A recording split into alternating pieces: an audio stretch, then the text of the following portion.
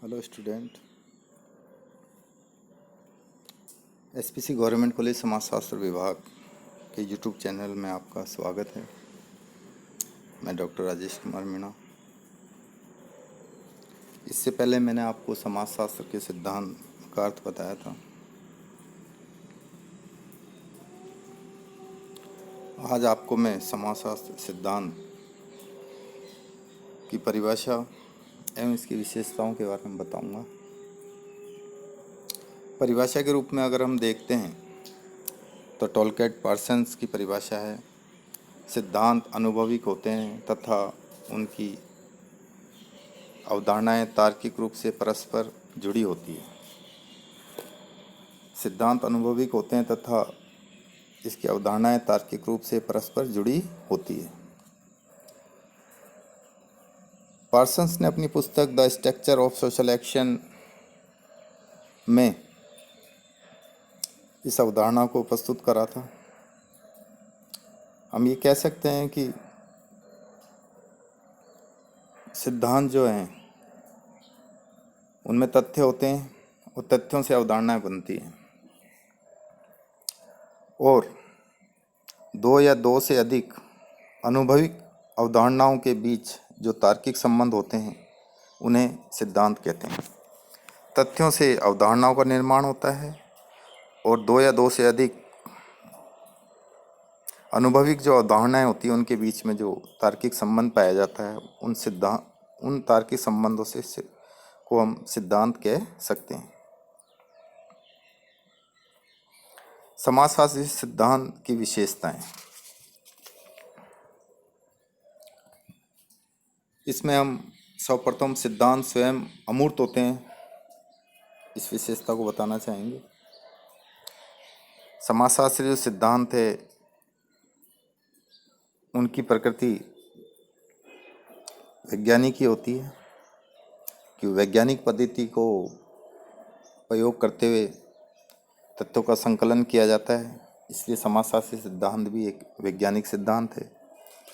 विज्ञान की विशेषता होती है कि इसमें सार्वभौमिकता का गुण पाया जाता है, तार्किकता का गुण पाया जाता है। इनका पुनः परीक्षण किया जा सकता है। उपकल्पनाओं पराकल्पनाओं को सत्यापित किया जाता है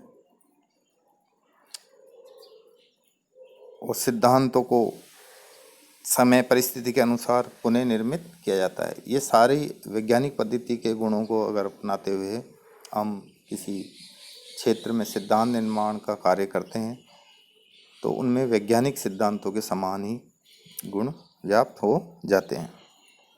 सर्वप्रथम इसकी विशेषता है, सिद्धांत स्वयं अमूर्त होते हैं। सिद्धांत अमूर्त, समाजशास्त्री जो सिद्धांत हैं वह उनमें अमूर्तता का गुण पाया जाता है। इनकी जो प्रकृति होती है वो अमूर्त होती है। अधिकांश समाजशास्त्री इस विशेषता का समर्थन करते हैं, लेकिन max weber, marks, Durkheim, Pareto आदि इस अर्थ में हम किसी भी समाजशास्त्र के संस्थापकों का उल्लेख कर सकें तो वो इसको उचित मानते हैं कि समाजशास्त्र सिद्धांत में अमूर्तता का गुण पाया जाता है। जैसे भारतीय समाज में ही देखो,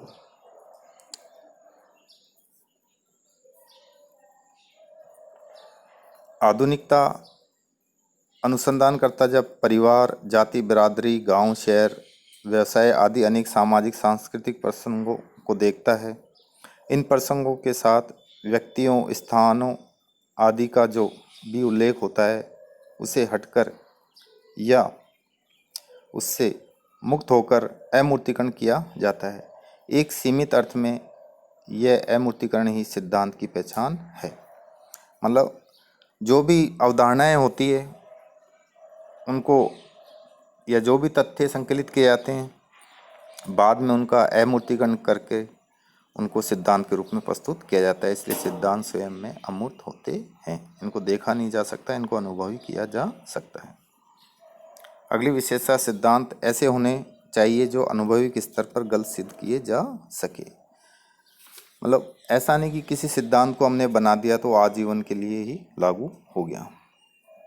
जैसे बेबलिन अर्थशास्त्र का सिद्धांत वो बताते हैं कि अर्थशास्त्र में महंगी वस्तुएं अधिक टिकाऊ होती है, ये वो मानते हैं। ये गंभीर चुनौती के रूप में वो लेते हैं कि महंगी वस्तुएं लंबे समय तक चलती है, ऐसा कोई वेबलिन कहते हैं कि ऐसा कोई ज़रूरी नहीं है। लोग बाग जैसे कुर्ते का अपन उदाहरण ले तो एक मलमल का कुर्ता होता है जो काफ़ी महंगा होता है और एक खादी का कुर्ता होता है। तो खादी का कुर्ता काफ़ी सस्ता होता है लेकिन वो लंबे समय तक टिकाऊ होता है। लोग मलमल का कुर्ता इसलिए पहनते हैं कि वो उनकी समाज में एक प्रतिष्ठा होती है। तो वेबलिन ये कहते हैं कि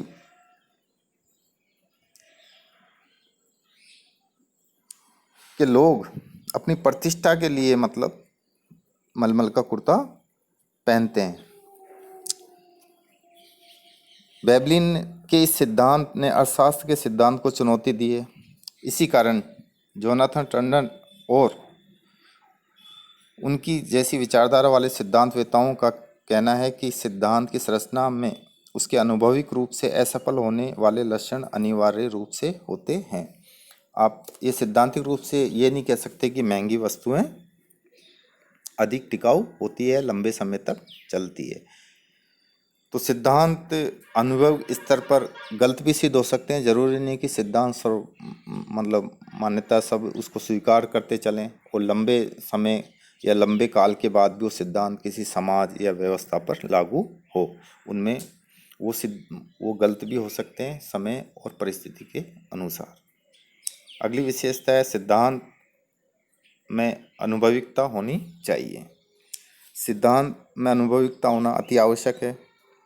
जैसे हम देखते हैं कि रॉबर्ट के जो मर्टन है, उनकी जो पुस्तक है the social theory and social structure में उन्होंने इस चीज़ को विस्तार पूर्वक बताया है। उनका तर्क है कि जहाँ सामाजिक सिद्धांत सामाजिक अनुसंधान को पोषण देता है, वहीं सामाजिक अनुसंधान सिद्धांत को सुदृढ़ और शक्तिशाली बनाता है। अनुभविक स्तर पर कोई भी सिद्धांत सत्य होना चाहिए। जब क्षेत्र में जाते हैं तो अनुभविक स्तर पर वो सिद्ध होना चाहिए। टॉलकट पार्सन और रॉबर्ट के मर्टन बराबर इस तथ्य को दोहराते हैं कि सिद्धांत की अंत वस्तु अनुभविक रूपता होती है। उदाहरण के लिए भारत हो, रूस, अमेरिका या कोई और छोटा महाद्वीप, प्रत्येक देश में परिवार का कोई ना कोई स्वरूप अवश्य होता है। हम अनुभविक रूप से परिवार को पूरे विश्व में हम देख सकते हैं। जो भी उसके परिवार से संबंधित सिद्धांत हैं, जो नियम हैं, उनको हम पूरे विश्व में प्रत्येक जगह समाज में देख सकते हैं। तो उनको अनुभव हम कर सकते हैं। सिद्धांत में अनुभविकता का गुण पाया जाता है। अगली विशेषता है सिद्धांत में प्रयुक्त अवधारणाओं में तार्किक संबंध होता है। जो भी सिद्धांत की अवधारणाएं होती है उनके बीच में तार्किक संबंध पाया जाता है। जैसे डेनड्रॉफ ने उदाहरण दिया है कि कॉरपोरेट पूंजीवादी व्यवस्था के कारखानों और प्रतिष्ठानों में निदेशक, व्यवस्थापक और कामगारों के संबंध वस्तुतः व्यवस्थापकीय संबंध होते हैं। मतलब कि जो पूंजीवादी व्यवस्था होती है उसमें जो डायरेक्टर है और जो व्यवस्थापक है या कामगार हैं जो काम करते हैं, अपना श्रम बेचते हैं, उनके बीच में संबंध पाया जाता है। तो यह पूंजीवादी और व्यवस्थापकों की अवधारणाओं में तार्किक संबंध है। एक पूंजीवादी जो व्यवस्था है और व्यवस्थापकों के बीच में एक तार्किक संबंध पाया जाता है। अतः जब तक सिद्धांत में आने वाली अवधारणाओं में तार्किक संबंध नहीं होता, सिद्धांत नहीं बनता। मतलब इन अवधारणाओं में तार्किक संबंध होना अति आवश्यक है। जैसे हम भारतीय परिप्रेक्ष्य में देखें, भारतीय संदर्भ में देखा जाता है तो जाति व्यवस्था के सिद्धांत में उच्च जाति, निम्न जातियाँ, संस्कृति आदि अवधारणाएं हैं। ये मतलब कि उच्च जाति व्यवस्था में हमारे को ये चीज़ अवधारणाएं देखने को मिलती है। उच्च जाति, निम्न जाति व संस्कृति। क्या प्रत्येक जाति की उच्च जाति और निम्न जाति की अलग अलग प्रकार की संस्कृति होती है। इन अवधारणाओं में जब तार्किक संबंध स्थापित होता है तो हम उसे संस्कृतिकरण व पक्षीकरण के नाम से जानते हैं।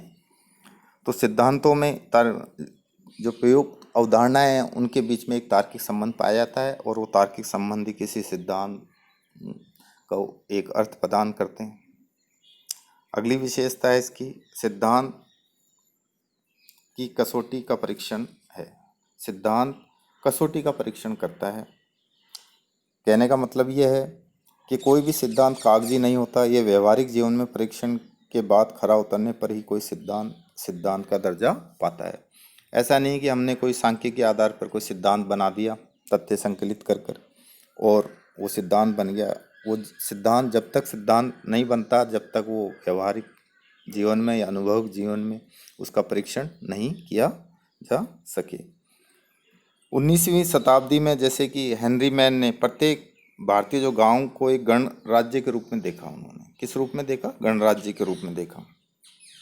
लेकिन बाद में सामाजिक मानवशास्त्रियों ने भारतीय गांवों का अध्ययन गहराई से किया, तब उन्होंने पाया कि एक गांव अन्य गांवों से विवाह, व्यापार, हाट बाजार आदि गतिविधियों से जुड़ा हुआ है।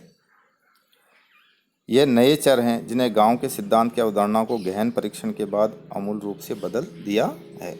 मतलब कि हेनरी मैन ने तो भारतीय गांवों को एक गणराज्य के रूप में देखा, लेकिन बाद के जो अध्ययन सामाजिक मानवशास्त्र ने किया तो उन्होंने कहा कि जो प्रत्येक गांव है अन्य गांव से विवाह संबंध से जुड़ा हुआ है, व्यापार से जुड़ा हुआ है, हाट बाजार आदि गतिविधियों से जुड़ा हुआ है। तो ये नए प्रकार के चर हैं, तो इनका भी अध्ययन होना अति आवश्यक है। तो हेनरी मैन ने जो गणराज्य की अवधारणा को जो प्रस्तुत करा था, गणराज्य के सिद्धांत को भारतीय समाजों पे, वो कसौटी पर नहीं उतरता, तो उनका कसौटी पे परीक्षण करना अति आवश्यक होता है।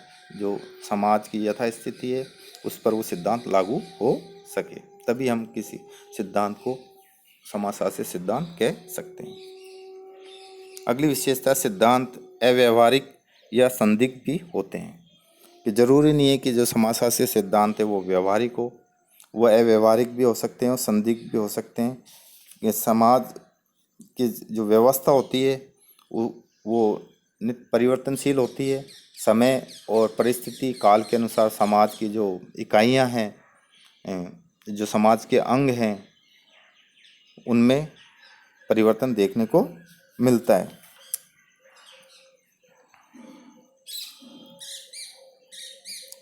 अगली विशेषता है इसकी, सिद्धांत स्वतः शोध प्रणाली है। सिद्धांत अपने आप में एक शोध प्रणाली होते हैं। सिद्धांत अनुभविक अनुसंधान में एक विधि के रूप में काम आता है। सिद्धांत अनुभविक अनुसंधान में एक विधि के रूप में काम आता है। यह अनुभविक अध्ययन का मार्गदर्शन करता है। जो अनुभविक हमने अध्ययन करा उसका सिद्धांत क्या करता है? मार्गदर्शन करता है। मैक्स वेबर ने, जैसे कि हम कहें कि मैक्स वेबर सामाजिक क्रिया के आदर्श प्रारूप में वो अधिकारी तंत्र के आदर्श प्रारूप को रखता है, दुर्खिम आत्महत्या के प्रकार बताते हैं। तो ये विद्वान सिद्धांत अध्ययन करने की एक प्रणाली की चर्चा करते हैं।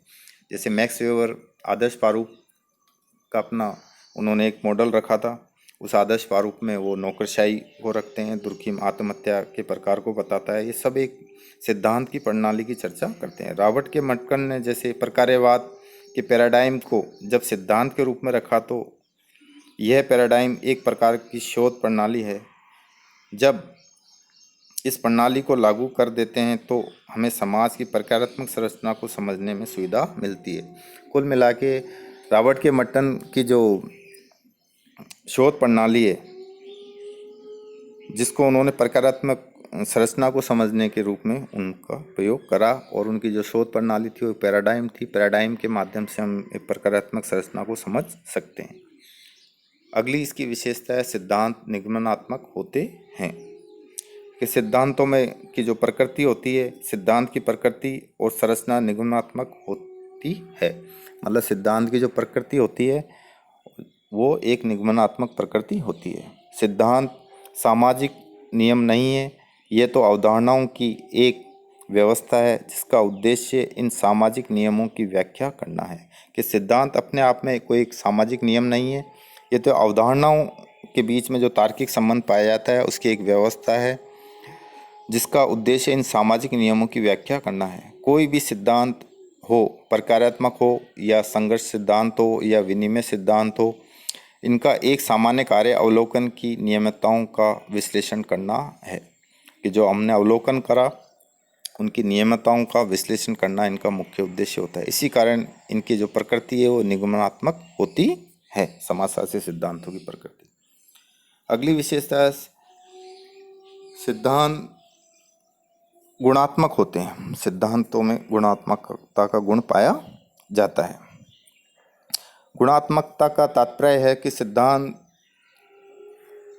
आप सभी को मालूम है कि तथ्य संकलित करके और उनको तार्किक रूप से जो अवधारणाओं का निर्माण होता है, उन अवधारणाओं के बीच में तार्किक संबंध स्थापित होते हैं और वो एक अर्थ को प्रदान करते हैं। वो अर्थ का अमूर्तीकरण किया जाता है। जो भी तथ्य संकलित किए जाते हैं उनका विश्लेषण किया जाता है, उन तथ्यों को अमूर्तीकरण किया जाता है और अमूर्तीकरण के पश्चात ही उन तथ्यों के बीच में तार्किक संबंध स्थापित करके सिद्धांतों का निर्माण किया जाता है। तो ये संख्यात्मक जो तथ्य होते हैं, इन तथ्यों को कसौटियों पर रखा जाता है और ये कसौटियाँ ही सिद्धांत को बनाती है। लेकिन गुणात्मक प्रस्तुतिकरण उसका आधार होता है, ना कि उसको संख्यात्मक रूप में रखा जाता है, उसको गुणात्मक रूप में रखा जाता है। इसलिए सिद्धांत की विशेषता होती है कि सिद्धांत में गुणात्मकता का गुण पाया जाता है। सिद्धांत कामचलाऊ होते हैं। एक और अन्य विशेषता है इसकी कि सिद्धांत कामचलाऊ होते हैं। कि सिद्धांत कामचलाऊ का तात्पर्य है कि समाज में जैसे जैसे परिवर्तन होता है उसके साथ साथ सिद्धांतों में परिवर्तन होना अति आवश्यक होता है। जो सिद्धांत पूर्व में बनाए गए हैं वो आज के समय परिस्थिति के अनुसार उन पर लागू नहीं होते। जैसे तुलसीदास जी ने एक कहावत, एक समय रामचरितमानस के रचयिता तुलसीदास जी ने कहा था, ढोर गंवार शूद्र पशु नारी ये सब ताड़न के अधिकारी। तुलसीदास के काल में स्त्रियों के संबंध जो तथ्य थे, जो अवधारणाएं थी, उसी पर ये दोहा तुलसीदास जी ने रच दिया था। आगे चलकर हिंदी के कवि जयशंकर प्रसाद ने कामयानी में कहा कि स्त्री दया माया ममता अगाध विश्वास की प्रतिमूर्ति है। मतलब उन्होंने एकदम उल्टा तुलसीदास जी से कहा, क्योंकि उस समय की परिस्थितियां अलग थी। आज जब स्त्रियां नारी आंदोलन के परचम को तोड़कर खड़ी हैं, पुराने सब तथ्य और अवधारणाएं अप्रासंगिक हो गई है। स्त्री के बारे में जो हमारे विचार पिछले कुछ दशक पहले थे, ये निराधार हो गए हैं। अतः किसी भी सिद्धांत की काल अवधि अवधारणाओं व तथ्यों की प्रकृति पर निर्भर करता है। कोई भी सिद्धांत जो बनता है वो काल की और अवधारणाओं की प्रकृति व तथ्यों के उस समय के तथ्यों के आधार पर उन सिद्धांतों का निर्माण होता है। जब काल बदलता है, अवधारणाएं बदलती है और तथ्यों की प्रकृति बदलती है, तो सिद्धांत भी बदलते हैं। तो कोई सिद्धांत ऐसा नहीं है कि हमेशा एक बार बना दिया तो वो आज अकाल के लिए, मतलब लंबे समय के लिए या अनंत समय के लिए वो बना रहेगा। उसमें सनातन का गुण नहीं पाया जाता है। सिद्धांत की स्वतः शोध प्रणाली है, ये टॉपिक मैं पहले ही आपको बता चुका हूँ। सिद्धांत अपने आप में एक शोध प्रणाली होती है। जैसे मैक्स वेबर का आदर्श प्रारूप मॉडल था, जिन्होंने अधिकारी तंत्र बताया था। दुर्कीम का आत्महत्या का प्रकार था। रॉबर्ट के मर्टन ने पैराडाइम बताया था, जिससे प्रकारात्मक संरचना को समझ सकते हैं। सॉरी, ये अपने आप में एक शोध प्रणाली होते हैं। तो आज अपना ये सिद्धांत की परिभाषा और सिद्धांत की विशेषताओं को मैंने आपको बता दिया। आगे सिद्धांत के प्रकार के बारे में मैं आपको बताऊंगा। समाजशास्त्र में विभिन्न प्रकार के सिद्धांत हैं, उनको सारगर्भित रूप में मैं आपको अगले वीडियो में प्रस्तुत करूंगा। धन्यवाद।